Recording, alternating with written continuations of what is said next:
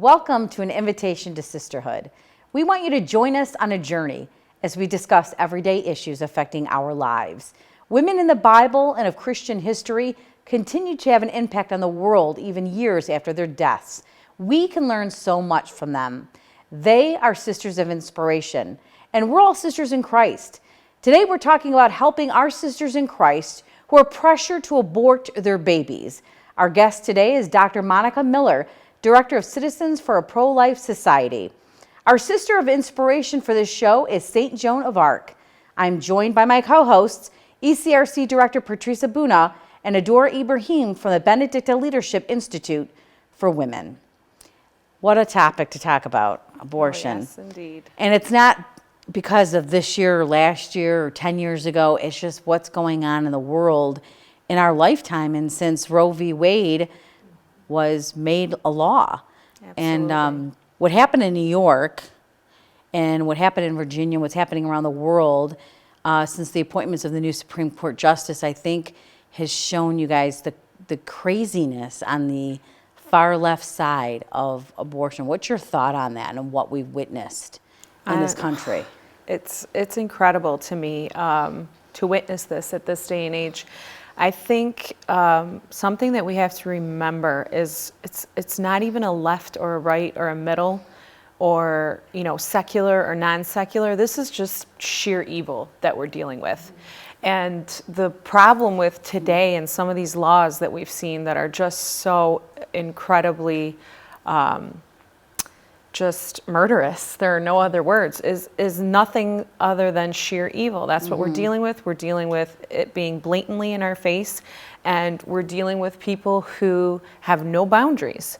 And because of that, children are going to suffer, children are going to die, mothers are going to suffer. I mean, we even hear stories till this day, about women dying, in botched abortions. How can this be healthcare? How can this be good for women? How can this help anybody in our society? Men, women, children, families, it can't.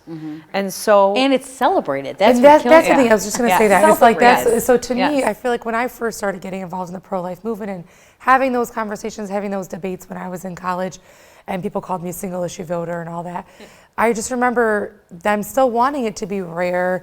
And I would never have an abortion, but who am I to say that so-and-so shouldn't, that whole argument, right? But now it's not even that. Now it's just celebrated. It's one thing for New York to pass the law. It's another for them to light up the Empire State Building in pink and literally celebrate it. And the very That's what's area heartbreaking. that we had a memorial for all the babies, the unborn babies who died during 9/11. How ironic is that? So we have a memorial for the babies who were in the wombs of their mother who died on 9/11, and the very place that we lit it up in pink to celebrate babies being born on the day they're supposed to be born, up to the day of birth. I can't get my head around that. It's sheer hypocrisy. It's sheer hypocrisy that a woman who's pregnant with a child, although now some of the laws, they're trying to change them, who gets murdered, they charge that person with a double homicide for the mother and the unborn child. But yet there are laws now where if that child is even born alive, some of the comments, the doctor and the mother will then decide what to do. Excuse me, but every single human being in the United States of America has the right to life, okay? And this is one of the major civil rights issues of the existence of the United States of America. Make no mistake about it. The trouble and the woes that we're having in this country today is because of this murderous society that's just accepting this madness. And you know what, you said something that's really even scarier. They want to change that law instead of changing the abortion law and saying, that's a really good point. How can we charge somebody with double murder and we're going to kill babies? Instead they'll say, well, we're not going to charge them with double murder anymore. Exactly. That's what's insane. It is. And I think what their society is ignoring, once again, is all of the ramifications of afterwards, all of those consequences. So, okay, I'm having this late-term abortion, or I'm having this blah, blah, blah, no big deal, I'm having multiple abortions because we just don't want to have any more kids, or because, I'm 16, or I'm 21, or whatever the reasons are. What happens later? What happens in 10 years, 15 years? That mother is not healing from that. It's causing more and more pain. It's causing problems in her family, in her marriage, in her life, in her relationship with her other children, I'm sure. we're just not talking about that kind of stuff. And then you have the media who is giving a voice to women who are celebrating their abortions, right? And shout your abortion, but they won't give a voice to women who are suffering because of it and who regret it and say they wish they never did it. They don't tell the pro-life story. That's right. And you know, those women, Vanessa, if you guys look into some of the studies, become alcoholics, they become depressed, they live this life of shame and guilt. There are women, you know, who I know who have had abortions maybe 20, 30 years ago. There is not a day that goes by that they don't think about that child. And make no mistake about it, it will affect the trajectory of their life. You know, probably until the day they die. Of course, there are ministries in the Catholic Church where, you know, people can seek healing for that. But, you know, why don't we talk about the things that can help women? Why don't we talk about the things that are offered in our church and in society that can help a pregnant mother, even if she's married? Sometimes, you know, it's the 4th child or the 5th child or the 2nd child, and they feel like, I can't afford, you know, this baby, I can't clothe them, I can't feed them. They feel like, you know, they have no other choice, and all these pressures, you know, come upon them. You know, the media doesn't discuss all these various ministries that are here today and now. They don't want to tell that story. Right, They that don't can wanna tell help, that story. including everything from the Sisters for Life to our very own diocese here in the Detroit area. Yeah, my friend adopted one of those babies. It was a mom who was pregnant with her 4th child. They couldn't afford it. And she put the baby up for adoption, and a friend of mine adopted that little boy from a family who just couldn't barely put food on the table for the 3 kids that they had. Sure. So and thank God she gave that baby up. Absolutely. And I'm sure that was very hard for her. Absolutely. But she gave that child life. Yeah. No, they don't tell all the pregnancy centers who are helping women. They don't want that story out. Right. And that's why it's a joke that this country gives $500 million to Planned Parenthood under the guise of women's health. They don't do pap smears. They don't do breast exams. They don't do anything related. They are an abortion business. They're a moneymaker for abortion. And the fact that our taxpayers, go to funding abortion is disgusting. Why isn't that money given to women who want to keep their babies? Exactly. Prenatal care for. Yeah. That should be a criminal thing. That should be a crime. I cannot believe we give our money But to the Planned fact that Parenthood. we legally allow murderers to exist in our country under the guise of laws is really just egregious. And this is not what our founding fathers thought of, you know, when they created this country. And it's just gotten more and more extreme. Yes. More and more extreme. And I think they politicize it, they make it into something that it's not. It's life, it's health, it's intrinsically valuing life. Yes. And that's, I think, what they're missing is, oh, well, the law this and the law that and such politicians. Let's break it down and let's look at the life. There's a heartbeat. There's a live being. I mean, it's just. Well, how do you I look don't at know. your children? This is what I've said to women who are pro-choice. And I said, you're a mother of 2 kids or you're a mother of 4 kids. How do you look at your children and say, they were worth living and being born, but the one you killed was not? Right, yeah. How do you Just say can't. you love them and you don't love the one you killed? You can't. There's. I can't. I really think they numb themselves to that reality. I was just going to say, it's not even a numbness, Vanessa. Do you know what it is?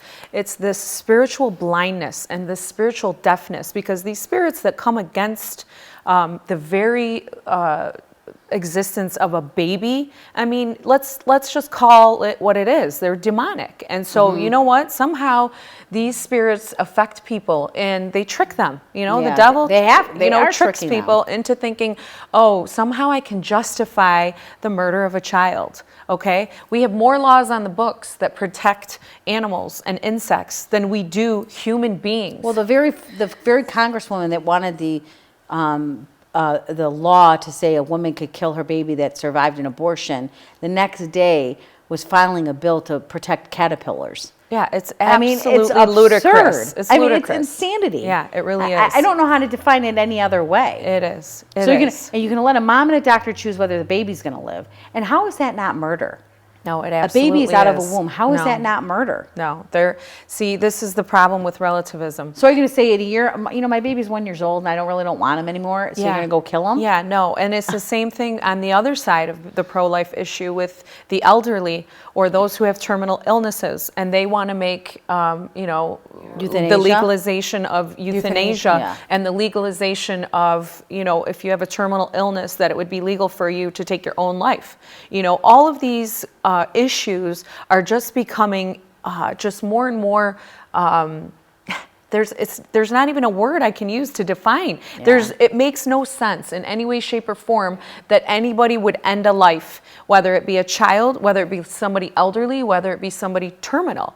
And I love the fact that we picked St. Joan of Arc to be the patron saint. That was Monica Miller's choosing. Yeah, I guess, coming up. absolutely. Yeah. And who Patrice was shocked it wasn't your choice. Yes. I will say this, you know why it's so appropriate? Because Joan of Arc was one of the most successful army generals in the history of the world. She saved her country, France, from the English. And St. Joan of Arc's battle strategies, till this day, they still look at them. And I'll tell you very briefly, her battle strategy was to be proactive, was to constantly being advancing towards the enemy versus being reactive versus being defensive. And I think that's something that we can look at and glean from and say, okay, how can we as pro-life women, as pro-life Christians, advance the cause and help save these babies? There's so many different things that we can do on a daily basis. How about evangelizing? First, I really feel like God's calling this on my heart, to evangelize to the politicians who claim to be Catholic. I mean, it was Cuomo in New York who was just quoting Pope Francis in the State of the State address 2 weeks prior, who lit up the lights in pink and was celebrating and applauding the abortion bill in New York. We have a problem with our own elected leaders who claim to be Catholic. Yeah. We have the Nancy Pelosi's, the Bidens, the Cuomos of the world who say they're Catholic. We need to start with those people. We do. And our leaders, our Catholic leaders need to get to those leaders. Well, I was going to say, sometimes the best way that happens is one leader to the other leader. Yeah. But in our case, we have a lot of ways that we can infiltrate, I'm thinking strategically like Joan of Arc, that we can infiltrate in the grassroots efforts. You and I know of a story of a young woman who was very close to aborting her child. And you know what? It took a village. It took a group of other women And Monica Miller. and moms and Monica Miller, who's coming on the show, to reach out and say, girls, I need your help because here's what's going on, and I think you can be effective in helping her. And sometimes we feel like we can't or it's impossible. But you know what keeps coming to my mind as we're doing this show is that verse that, things might be impossible to us, I'm paraphrasing, but for God, nothing is impossible. We might not be able to get to the Cuomos of the world, but guess what? We can get to those women who are on the verge of an abortion. What is the number one way people's hearts are moved? Is through prayer. And I think that's something that if you aren't the type to go and boots on the ground and go to pro-life marches or to stand in front of abortion clinics or whatever it is, prayer, I think, is such a huge thing. Just pray for Absolutely. the hearts of those politicians to be converted. Pray for the hearts of the other leaders to be converted, to be lit on fire to go and talk to those politicians or whoever it needs to be. But I think for anybody sitting at home that might not have that courage to go and stand in the street, I think that taking it to prayer. But you know what? You hit the nail on the head, because Jesus said that only certain demons can be cast out with prayer and fasting. Okay? I mean, as much as we do in the physical sense, in the temporal sense, writing letters, picking up the phone. Today, I called our Michigan senators because, there are bills that are swirling around, that say that if a baby is born alive after a botched abortion, you have to do everything you can in your power to save that child. Like call 911, bring him to the hospital. In the state of Michigan, it's against the law to abort a child. So if Roe v. Wade goes away, you can't abort a child in the state of Michigan.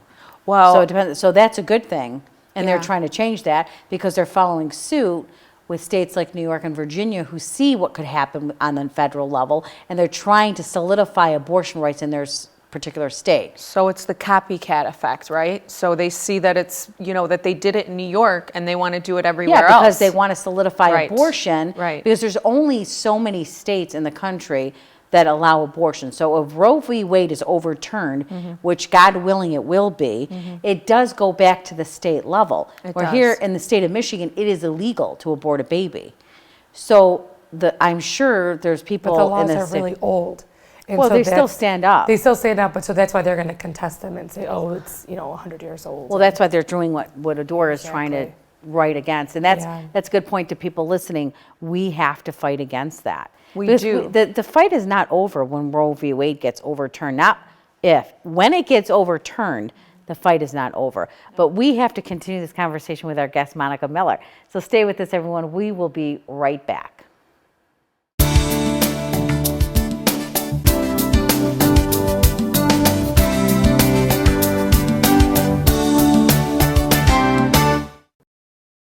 Welcome back to an invitation to sisterhood. We've been talking about our own sisters in Christ, pressure to abort their babies. Joining us now is Dr. Monica Miller from Citizens for a Pro-Life Society. And Dr. Miller, we were actually supposed to have you on in season 2. Right. But you were a little preoccupied in prison, so. Yeah, Oakland County had other plans for me, Yeah. let's say. Even though actually it was my plan. Yeah. They were actually going according to my plan.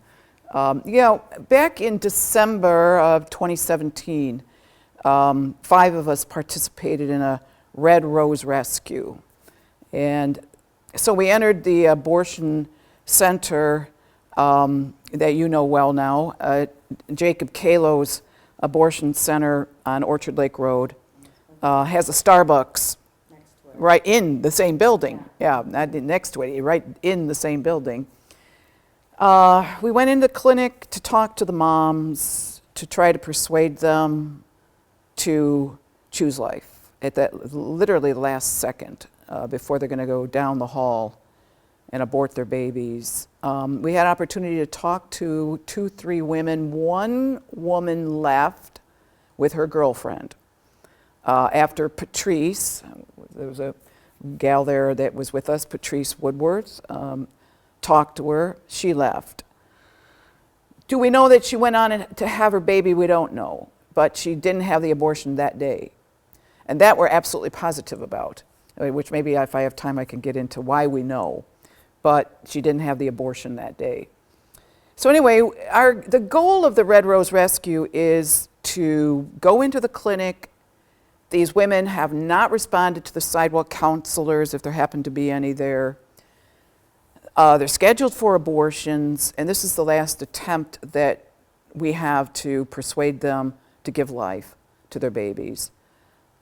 The other part of the rescue is, however, should these women not listen to us, we're not going to just leave the babies to die alone. We will stay in the abortion center for as long as we can. We will abide with them. We will be in solidarity with those who are not wanted, and to be a witness to their lives, to provide them with a practical defense as far as we can without any use of violence or aggression, because we know from experience that as long as there is a pro-life presence inside the abortion center, they're not doing abortions. So we halt the process. The police arrive, we tell the police what we're doing, we explain to them why we can't leave, and then that means that we risk the possibility of an arrest. And indeed, we were arrested. And we all went to trial in front of Judge Mark Barron in the 48th District Court. It was all very, very interesting, I don't mind saying. We were convicted.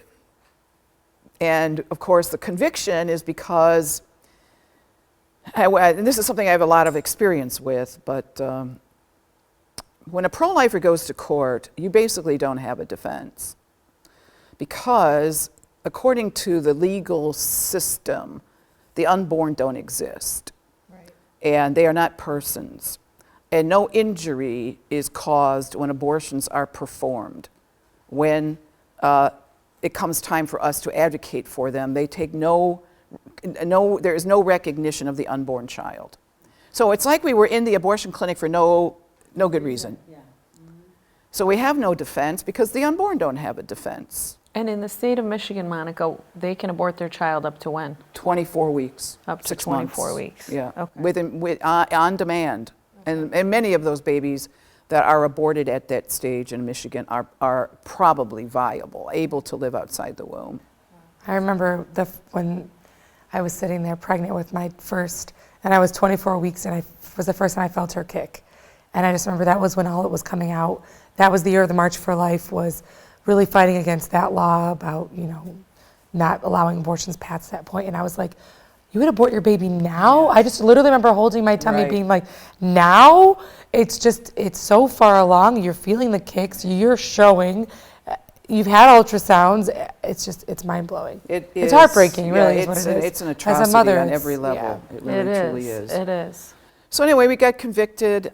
Make a long story short, I eventually, because we wouldn't abide by the probation conditions, we were arrested again when we went back to the abortion clinic. That was June 1st. In violation of the probation. We weren't permitted to be, listen to this, we weren't permitted to be in front, or how did that go? We weren't allowed to be within 500 feet of any abortion clinic in the entire United States of America and her territories. I remember reading that. Yes. Wow. Yes. I read that in the newspaper. This little local Yes. judge thought he was Yes. king of America, Yes. I guess. Yes. Well, right. you know what? So there's no way, we told the judge in conscience, there's no way we can accept that. We're not going to Sure. accept it. And Sure. I knew I wasn't going to accept it. So one of my co-defendants, Will Goodman, and I went back to Kalo's place there on Orchard Lake, and we were well within 500 feet of the property line. In fact, I deliberately said, listen, I'm going to go whole hog. I mean, if I'm going to break this probation, I'm going to break it, okay? And I stood 30 feet away from the door. Wow. On their parking lot. Wow. And while I was there, I talked a woman out of an abortion. Wow. And I was not supposed to be there. Right? It's kind of funny. The police officers arrived because the clinic called the police. And one of the officers that arrived on the scene happened to be one of the officers that originally arrested us in the Red Rose Rescue and testified against us in court. Wow. And so he walks up to me and he says, Miller, Yeah. you know you're not allowed to be here. I said, actually, I am allowed to be here. I'm supposed to. He says, you're not supposed to be here. I says, yeah, I'm supposed to be here, right? Well, so anyway, I served a 34-day jail term in Oakland County. Did they let you out for good behavior? Yeah, well, yeah, it was a 45-day sentence, whittled down to 34 days. Do you still have that charge against you? No, we're all done.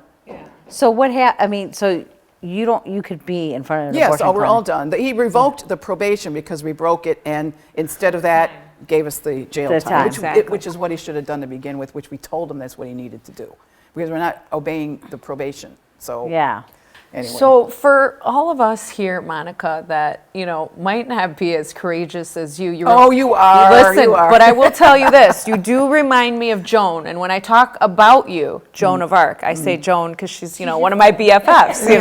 And so your Facebook pal. yeah, I'm telling you. No, we're God pals.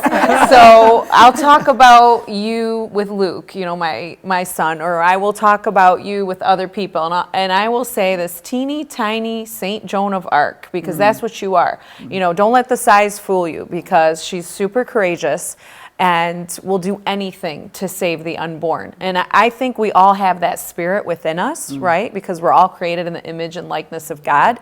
And therefore, we have the same capacity to defend the unborn. And I think as women, there's something that is innate in us to want to protect children. Of course, in men too, but it differs. The masculine genius, the feminine genius. Yeah. Tell us how we can get involved in a grassroots sort of way, practical things that we could start to do today. Somebody watching this show. But anything, not just, Yeah. some people are not going to do that. Absolutely. And go to an abortion clinic. They're just not going to do it. So Yeah. you're right. Well, Everybody's called even to do if you want to something. talk about Red Rose rescues, there's lots of ways to participate and be involved. I mean, we did these rescues, and we got more coming up this year in 2019. But there are people who, we need people to be on the street praying. We need to have the sidewalk counselors there because women will be coming even after we're inside the clinic. We need photographers, we need people to do video, we need people to be there to talk to media if the media happen to show up. We need people to maybe bond us out of jail, right? If we're going to be bonded out that day. So there's lots of different ways to participate, even in something as, you know, shall we say, radical as a Red Rose Rescue. But here's an idea that I have. You know, when we went to court for a rescue that we did in Sterling Heights, which is in Macomb County, I think we were like maybe a mile or two down from St. Cyril and Methodius, the parish, okay? The clinic was Northland Family Planning, okay? It's on 17 Mile and Ryan, around in that area. So it's kind of a hike to get there from where I live, because I live near Ann Arbor. But I noticed, like every other house had a statue of the Virgin Mary. You're so perceptive. And so that signified to you that they were There were a lot of Chaldeans. Chaldeans. Exactly. Okay, so I'm Exactly. thinking, And a lot of Italians. Yeah, true. so I'm Majority thinking what Chaldean needs in to that be area. done is literally a door-to-door campaign. Knock on the door, you've got your pro-life literature, and you alert within like a 2-mile radius of that abortion center. There's an abortion clinic in your neighborhood, and you guys need to do something about it. And we're going to have a meeting to recruit people to get out to this clinic, to pray at this clinic, to offer women literature when they're going in. You know, so that the neighborhood is alerted. So going door to door, so all that, it's a good beautiful idea. educational opportunity. It doesn't cost you anything. It's just going door to door. The Jehovah's Witnesses do it. You know, why can't we? At the very least, just ask them to pray. Right. Pray about it. Yes. I mean, I think Yeah. that's a great so way to raising evangelize. community the faith. awareness Yeah. is I that bet is you a lot of total families don't even- grassroots. That's a total I bet you a lot grassroots of families thing to don't even do. know that abortion clinics in their No, neighborhood. you know, I I didn't bet know you the they one. don't. I sometimes I noticed them because I see people praying. Like when I was young and the one on Orchard Lake, I didn't know that was Oh, an yeah. abortion clinic till I saw somebody praying. I'm like, where are they? Oh, like I had Yeah. no idea. Right. Yeah. Yeah. You know, and sometimes the situations come to you, like in the case that the three of us kind of got involved in with the young Chaldean Oh, girl right. Yep. that called me. And I never, ever, you guys, ever pick up the phone of a phone number I don't recognize. I just don't. 'Cause Oh, really? Wow. Never. Okay. Okay. Like 50% of my phone calls are from people I don't know. Yeah, I never. I let it go to voicemail because I don't want to deal with solicitation, somebody trying to sell me something, Yeah. or so I don't pick it up.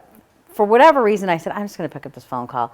My daughter's in the back seat, and it was the first thing this lady says to me was, "Are you Vanessa Denha-Garmo?" I go, "Yeah." She goes, "You're from the Chaldean News, right?" And I said, "Yeah." She goes, "And so you're anti-abortion, right?" And I'm like, "Oh my God, what phone call Okay, did I yeah, pick now what do I up?" gotta deal You with? know? Yep. And then she started crying, and she was pregnant. And right away, I called. She was young, 19. Yeah, I think she's very young. Yeah, 19, 19. 19, 20, I think was. 19, turning 20. She was Yeah. 19, not Okay. yet 20. Yeah. So first thing I do is call Teresa Tommy. I'm like, "Hey, T, this is what's going on. Help me help this young Chaldean girl." And she said, "Call Monica. Call Monica Miller." I said, "Oh, good idea." So I call Monica. Monica calls Adora. And thank God, by the grace of God, that's a long story. You have to read it in the Chaldean News because I wrote about it. We won't get into her whole story. But she had the baby. She had the baby. And she had the baby against a lot of odds. Yeah. Huge odds. Sorry to say, her family. Yes. And I don't remember if the father of the baby was Chaldean. Yeah, he is. He is, okay. Yeah. But it was that shame to the family. Better to get the abortion than to shame us. Right. And she really did. I give her so much credit. It reminds me of another Chaldean girl that I know that actually was not from Michigan, and her dad was a deacon in the church. And then they used to go to pro-life marches together all the time. And then she got pregnant, and he, I guess, was like, "I want you to get an abortion." They used to march together, and he wanted her to get the abortion. She ended up not. She ended up keeping the baby, moved to Michigan, is now married, has another child. And so she's actually been speaking to these young people to say, listen, you can do your marches and pray in front of clinics and do all this, and then it's going to happen to you. If it happens to you, that's when God is really going to test you. Yes. And you're really going to have to stand up and say, I will face all the shame to my family, to the community, to whatever, because at the end of the day, this is my child, and this is my life, and this is my child's life. And her son is probably, he's so at one cute. point, this one lady, Patricia, she was living in her car. Like her parents like kicked her out and she was living in her car. And Monica was trying to help her get on her feet and financially and going to live at Right. friends' Yeah, homes. well, that's and, one of the things we did was help her financially. yeah, Yep. because she was living in, but and now she'll tell you her dad is like her child's number one. I'm going to cry. 'Cause So he's come around. He's come around. He's But I come mean, around. did you see that and baby? the mother There's has no come way around. you're gonna You say, can't, "I no. wish you would've aborted And that she's- baby." There's She's a no beautiful way. child, Yeah. and not only that, but I will tell you this. You know what? Sometimes you get to the mother, and the mother gets to the father, or Yeah. however the door, whatever way the window opens, then you can walk through the door. Yeah. And that's what I did. I was able to talk with the mom a few times, and she knew in Yeah. her heart that that they couldn't Yeah. that they couldn't abort this child. Yeah. And so it was a matter of getting over the social shame, the in-laws, the whole Chaldean The thing. It's let me just ridiculous. tell you something. Nobody cares. At the end of the day, we Yeah. all They get got over it issues. and they forget. Yes. Nobody yes. cares. We're not- Nobody cares. I mean, things happen. We yeah. all have baggage. We all have stuff. I mean, we all it's- have our crosses to and carry. it's We like, do. Yeah. let me tell you something. I want to say this. The moms or their aunts or their uncles who are talking about these girls are worry about what your own kids are doing in your own family. Stop worrying about what other people are doing and a girl get pregnant. I mean, it happens. And not only I don't that- encourage it, but it happens. Not only that, Vanessa, but volunteer at a Citizens for Pro-Life. Yeah. Volunteer in any way, shape, or form to mentor these kids. Yeah. Yes. To be proactive, to educate How about them being on the aunt and chastity. praying with that girl and saying, Yeah. you know what, I'm going to help you. Yeah. Your Yeah. parents are going to kick you out of your house. Come live with me. Exactly. Yeah, open up your Exactly. home to a girl, a woman that needs a place to stay during her pregnancy. That's Yep. critical. Yep. That's very critical. You know what? You know that too, Yeah. Monica, more than anything, is that in our community, they feel like they have nowhere to go. Right. Right. Right. And we were talking to one of the pro-life clinics, the pregnancy clinics that Monica referred this one young lady to. She said her biggest frustration is she has yet to convince a Chaldean girl not to have an abortion. What? Yeah. Yeah. She has So we yet are to the convince. toughest. We are which the toughest which group. place? The Well, toughest group. Even you'll with have to let Exhibit me A, know. here's Yeah. this Problem beautiful pregnancy baby. in Southfield. Wow. They have Okay. yet to. She's reached out both to Yeah, Patrice and I. She actually put together a focus group of Chaldeans last year just to like, what do I do? Like, because Yes, we're the yes. hardest ones to convince Yes. because of all the pressures from the community and from the families. From the That'll be stigma. a phone call I'll make later. But, I will say this.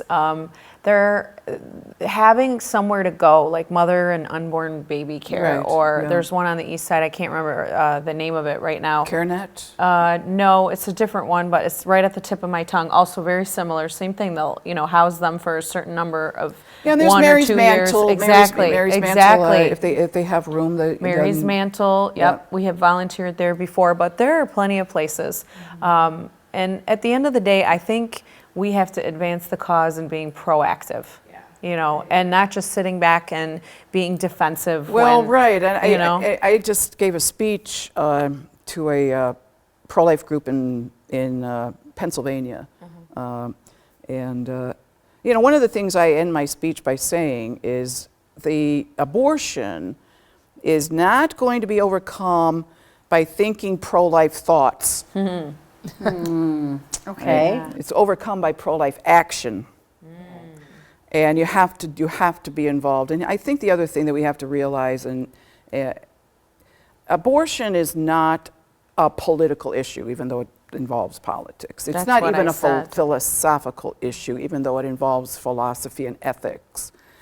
Why are we killing 3,000 innocent human beings every day in the United States? Just the United States, right? Over 60 million dead people.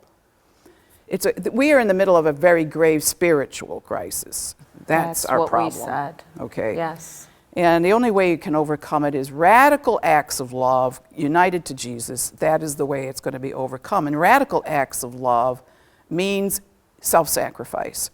Your life will have to be impacted by this oppressed people, the unborn. You're going to have to allow yourself to be inconvenienced, make self-sacrifices, take risks. You may have to give up stuff. You might lose friends. whatever, but that's the only, and the other side knows that more than we do. Oh, yeah. Okay? Let me ask you this, They're Monica. on fire, and Oh, yeah, they are. we have to be 10 times more on fire Yeah. for the cause of life than they are for the cause of death. Let me ask you this, Monica. In terms of stopping women from having abortion, you go to the abortion clinics, you've been arrested 50, 60 times. Is it because women don't believe they have a choice? Or what is it? I mean, what? No, or I are don't they, think that's it. Are they not properly educated? Do they not know? I mean, they don't Okay, go to. here's the problem. Okay. The abortion is a very peculiar, a very particular kind of murder. I think different from other kinds of the taking of life, because abortion is connected to sex. Abortion is connected to sexual activity. And so it's the out of order, the disordered sexual activity that leads to the doorway of the abortion center. And the other side knows it more than we do. 80% of all the women getting abortions are not married. Then you add to that, especially in the inner city, among the African American population, but it's also spilling over into the Hispanic population, and I think just generally. Women are getting abortions because if they feel trapped or they feel they have no choice, a lot of it's because they're having sex without the commitment that is needed in order to bring a child into the world to begin with, and then the dad is not involved in the fathering of that baby. Got it. And that's why women are getting abortions. How many times we go to these abortion clinics in Detroit and the fathers are absolutely absent, will have nothing to do with the babies that they have begotten, but they never father them. So if you heal the family, and babies are now coming from a family unit, from marital love, you'll shut off the flood tide leading to the abortion clinic. You're absolutely That is our problem. Well, So people can say, families well, have- we're going to stop abortion tomorrow and we'll pass a law. And I'm all in favor of that. I want to stop as much of the killing as possible, but I don't think we ultimately solve the real problem The unless root you solve cause. that. Yeah. Yeah. Well, I was talking to Father Pierre the other day about another story about men of faith, and he said something very along those lines. He said, the family and the disruption of family today is really the root of all the problems in this world today. It is. It And is. it's true. It is. All the Without that societal woes. family unit, Yes. everything has fallen Everything apart. is broken Yes. and Broke- fragmented. yeah, absolutely. Yes. in this country. And there's a certain this world. Yeah, and so now all this distress and burden and inconvenience enters into the pregnancy and the care of a child that otherwise wouldn't be there. And I mean, I've been helping a woman that I talked out of an abortion 5 years ago. I am still helping her. And she has had she had a child after I talked her out of the abortion. She went on and had another baby. The father of that, well, the fathers of all of her kids are not involved. Wow. The father of the second baby that she had after I talked her out of the first abortion, he's in California. He has not even Okay, seen so his what's daughter. being done to get to these men? What is being done to talk to men? Because that is, I mean, we even saw that, we're even seeing that in the Chaldean community with these girls getting pregnant by Chaldean men, and the Chaldean men want nothing to do Yeah. with the I babies. They're think washing their hands of them that is, too. that's got to be at least, I think this is a total understatement, 50% of our problem is lack of male responsibility in the begetting and the fathering of children in our culture. So what it comes down to, I mean, is an identity crisis of humanity. An identity crisis of what it means to be masculine, an identity crisis of what it means to be feminine, an identity crisis of what it means to be a family, okay? The number one attack of the enemy is what? Attack the very identity of these human beings who are created in the image and likeness of God. This is strategic warfare at its finest, okay? And I have to think of St. Joan because you said something earlier, Monica, and St. Joan says it all the time. Act and God will act, okay? This is a time where Yes. literally we need to be the first watch. We've got to be the soldiers on the front line in every way, shape, and form. How do we combat that? It's because those same men, boys who used to be boys and have become men, and they don't want to be fathers, it's because they came out of a broken home, or they didn't have an example of what it means to be a real man. That's Yeah, right. but Yeah. Adora, it goes beyond that. Okay, I'm thinking of a lot of men I know in my life who will, if they could put a chastity belt on their daughter, they would. Okay. But if they could get their sons girls to sleep with to Yeah. experience, they would. That's crazy. Okay, and I know it firsthand. They're I've heard the broken themselves. conversations, Total double standard. And Yeah. these are Yeah. Wow. men. These are Yeah. husbands married to their wives, Yeah. and it's okay that their boys sleep around. Yeah. But if their daughter even looks at a boy, Yeah. they'll go insane. Yeah. So who are It these gives a boys mixed sleeping signal, with? too, and it What gives is a this mixed all signal, about? yeah. Yeah. It's beyond not having the role model. These boys are given messages from their dads. I mean, I know dads that have bought their boys porno. That's disgusting. Porn Yeah. because they think, oh, that's how to be a man. No, we but see, got to that's- get to our own fathers. They who don't are know how to be men in our either. own I'm Catholic sorry. faith. I I'm mean, sorry. It goes Yeah. back Yeah. to why do we have so many Catholic politicians in this world who don't know their faith? Why do we have the Pelosi's and the Bidens and the Well, they Cuomos know and their the- faith. They don't believe it. Exactly. So how can they Yeah. call themselves Exactly. a Catholic? Well, you you're can't. singing my and song. claim Yeah. on the platform and say, well, I'm a can't. Catholic, and I'm going to quote Yeah. Pope Francis, but I'm going to also celebrate and light It's up the the double city of New York in standard. pink. It's Yep.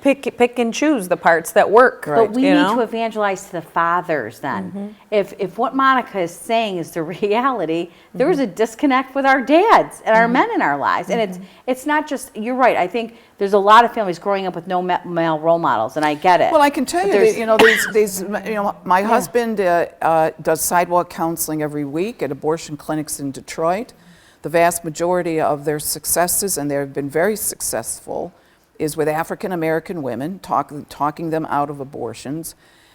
The Guadalupe Workers is the name of his group, and the women honestly don't expect the men to be involved. And now it's an That's actual sad. expectation. That's That's how devastating. degraded that women's worth has become. Yes, they That's don't how degraded actually it is even for their- expect, yeah. and they will not call the father to responsibility. Most of them will not take them to court for paternity, the paternity test, and then for child care, they won't do it. So we're giving them a pass. We're saying it's okay. Right.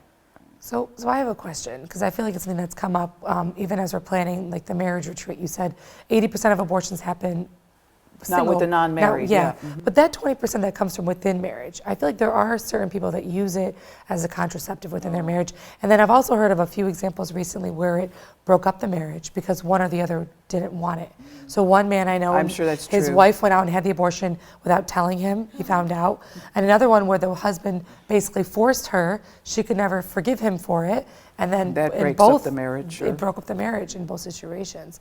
So I just feel like there's this whole other piece of it too, which is like the healing that has to happen from the abortion that afterwards. So you've had these girls that are growing up without father figures, so then they're going to find their worth in a sexual act.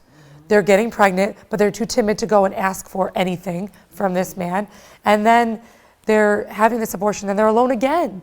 And then their self-worth is even lower. So it's so much, it's perpetuating, I think, all of this selflessness, I don't know what the word is, Yeah. this feeling of selflessness. Worth. From Their self-worth. Worth, yeah. For women. And you know what? That comes right back down to identity. Yeah. That's right. You know, if we know that we are God's and God's alone, it doesn't matter what any man in the world thinks of us, but we would know that where our dignity comes from, we know our worth, we know where our child's dignity comes from, their worth, and you know what? That is so important. I mean, this is on so many different levels: spiritual, temporal, physical, mental. I mean, there are just so many different facets of the pro-life movement and how we can get involved. You know, whether it be through the healing ministries like Rachel's Vineyard, or through your ministry, Monica, where you're literally the soldiers on the front line, or like Edmund's sidewalk counseling with Guadalupe Partners. The thing is that you're right. It's not going to happen by us thinking about it or by us talking Or, about you know, how having upset we pro-life are. sentiments. Yes. Yeah, exactly. Yeah. Yeah. It's Well, there's you know, something, if we learn anything from this show, and, Mm-hmm. and Monica, you could reiterate it, there's something for everybody. Yes. Absolutely. Yeah, On every There's level. something- Yeah, and every level. Right. You can find something that you're comfortable with doing Right. for the pro-life movement and Right. put your words into action. But I think it was important what you said when you said you have to be willing to sort of take that burden and take all of that, like the bad stuff that comes along with doing it, all those sacrifices. Yeah, you have to Because, be willing to yeah. make some sacrifices. I don't think it's not going to happen otherwise. The injustice is so grave, and it's so deep, and it's so complex that it's. I mean, come on. I mean, what social justice cause prevailed without people making real sacrifices, maybe even losing their lives? blood, sweat, and Yeah, tears. yes. Yeah, It's not- absolutely. otherwise And it you're gonna doesn't lose- happen. You're going to lose friends. I mean, I know firsthand, like being in the media myself, and Teresa, Tommy, and I talk about this all the time. People will not want to know you anymore. People who you used to work with. Vanessa. Once you come out and say you're pro-life, you're fighting for pro-life, there's a lot of people in our world that they make fun of us. Right. Not right, only right. those people, but how about Catholics? Even amongst yeah. Catholics Yeah. sometimes. Yes, Oh, it's there true. she goes again. Oh, She's I've going had to that. talk Yeah, about I've that. had Oh, there that, she yeah. goes Can't- again. can't she be involved in some other cause? Why don't you Yeah. go do something you else? know, Or why are why you so don't you? I focused don't on want to that hear one? about it. Or oh, you're going to vote on that again? You're so smart. You know? Oh my goodness. Literally. I was called a single issue voter all through college. I used to have these debates all Yeah, the single time. issue. No, it's not a single issue. It's 60 million issues. Yeah. Yeah. Okay. Seriously. Yeah, and it's Father Frank Pavone says, if you can't stand up for the most vulnerable, no other issue matters. No. Really, and you know what cracks me up, and I don't want to sit there and fight against Democrat or Republican, because I'm neither. I'm a conservative. I wish there were more Democrats who are pro-life. Oh, me too. I May the really tribe do. increase. Because, Exactly. But they contradict themselves because they say we're for the people who can't help themselves. We're for the most vulnerable. We want to help people. Well, really? You're the first to kill the most vulnerable. I mean, how does that not contradict? And I don't want to turn it into a political show, but I really wish there were more Democrats who who will say, going back to Patrice's point, it used to be, well, I don't believe in abortion, but I can't legislate my beliefs. You know what I mean? They Well, legislate of their course you beliefs all the can. time. What do you think our Absolutely. laws Pick your are issue. based on? With the money, where are you going shopping? What are you doing? What are you eating? Who are you supporting? All Who are of you our going to laws do? are Yeah. legislated by Yeah. personal beliefs. Yeah. And not only that, our country was based on Judeo-Christian beliefs. The 10 Commandments dictated our laws. How are you guys not people getting that? It's like we forgot history. Absolutely. So, any last words, Dr. Monica Miller, to our viewers before we let you go? Well, let me put in a plug for the website. Okay. So people want to see what we're up to. ProLifeSociety.com. So it's just one easy thing. ProLifeSociety.com. And you can always email us through the website. So if you want to get involved, or you have some questions, you can email us through the website, and I'll get the email and respond back to you. So one thing I didn't get to ask you, you have to mention this, because I did attend your funeral mass Oh, for right. the aborted babies. Yep. Please tell our viewers really quickly why you thought that was so important, and how did that come about? Okay, so in 2018 we had 2 burial services for altogether 15, I think it was 15 Yeah. aborted babies. You did 14 one day, one. Yeah, 14, and then we buried one in a separate ceremony. So, what happened is that a Michigan abortionist by the name of Michael Roth had been, I wouldn't say evicted, but he lost his lease at an abortion clinic that he had for 20 years. And it was in Novi, and it was in a high-rise building, and he lost his lease. So now he is running around Oakland County trying to find another place to set up his shop. And he used the same phone number. So if you called the number, you could find where he intended to go. You could get the appointment at the new place. So my good friend Lynn Mills actually would call the landlord of those buildings and say, that you're renting to an abortionist. As soon as they find out, they wouldn't honor the lease, or they wouldn't finalize it or whatever. This happened at least twice where he lost a prospective office. So then what happened? He is on Orchard Lake Road in West Bloomfield, and he got into a car accident. He hit a pedestrian. I remember reading this in the Okay, news. didn't, you know, it was not a fatality, thank God, but the West Bloomfield police impounded his car. And when they searched the vehicle, they opened up the trunk and they found these specimen jars, these medical specimen jars, and they had the bodies of aborted babies in the specimen jars, 15 of them. So Roth was doing abortions in people's kitchens or hotel rooms or whatever. He was charged with a bunch of crimes. I knew that the bodies of those babies were in the custody of the Oakland County Medical Examiner's office. And that was a couple of years ago yet. It took us 2 years to have those bodies released to us, because that was my request. I'm putting in a request, formal request, and I had even go through the Attorney General's office to make this happen. And there were some really good assistant attorney generals who helped me, that were involved in prosecuting him, that greased the wheels and made this happen. But it took a lot of phone calls, a lot of patience, time going by.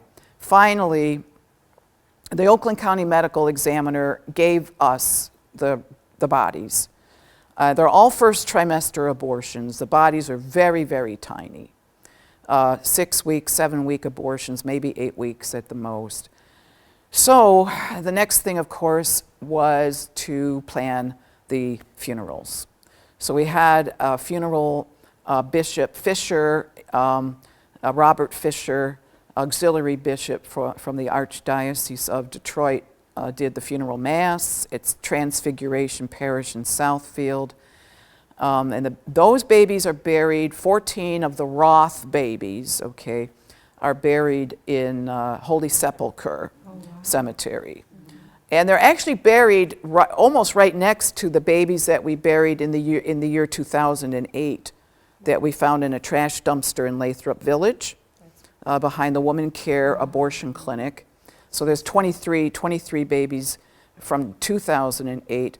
Then Livingston County, which is way on the west side there, the pro-lifers had said, well, you know, we don't have a grave. We have memorial markers, but we don't have a grave for any aborted babies. Could we bury one of those babies here in Livingston County? So then on November 24th, we buried one of the babies at the cemetery that's connected with Holy Spirit Parish, just off of 23. Yeah. That was beautiful. I've never been to a mass like that, but it was beautiful, and God bless you, Monica, for doing that and Yeah, all the thank work that you. you do. And thank you for being with us. It's my honor. I've been Thank you a so great, much. great time. We love you. Continue Come to back keep you again. I will. I We'll absolutely have will. St. Joan of Yeah. Arc pray for you too. Yeah, exactly. That's right. Adore's BFF. Yeah, that's my girl. Stay with us, everyone. We're going to continue this conversation when we come back with our pledges that we always share with you. We'll be right back.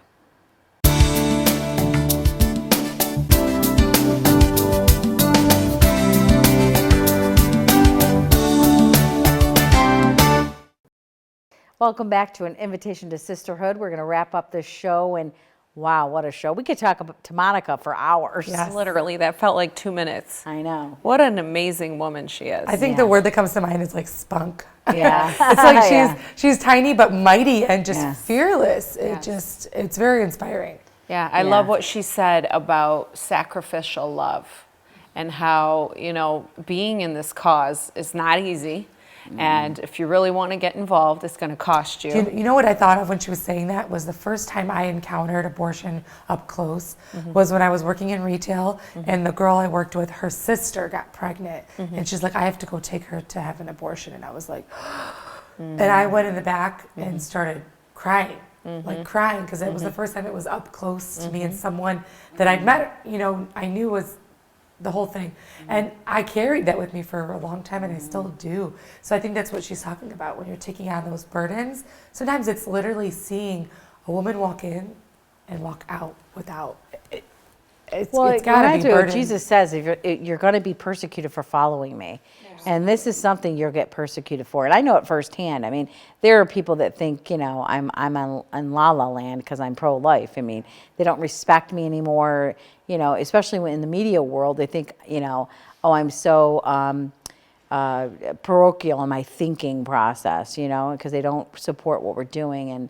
And so, like Monica said, there's something for everybody, but be ready there's going to be people who are going to fight you, and you might lose friends and family over this. And that's okay. But you're saving lives. That's okay. You're saving lives. And just like with anything that is important, any cause, any civil rights issue of our day, I mean, look at the country that we live in. Look at who we are in our community. Look what happened in Iraq with ISIS. Anytime that there's a civil rights cause of the day, it's going to cost dearly. And you know what? That doesn't mean that we back down in any way, shape, or form.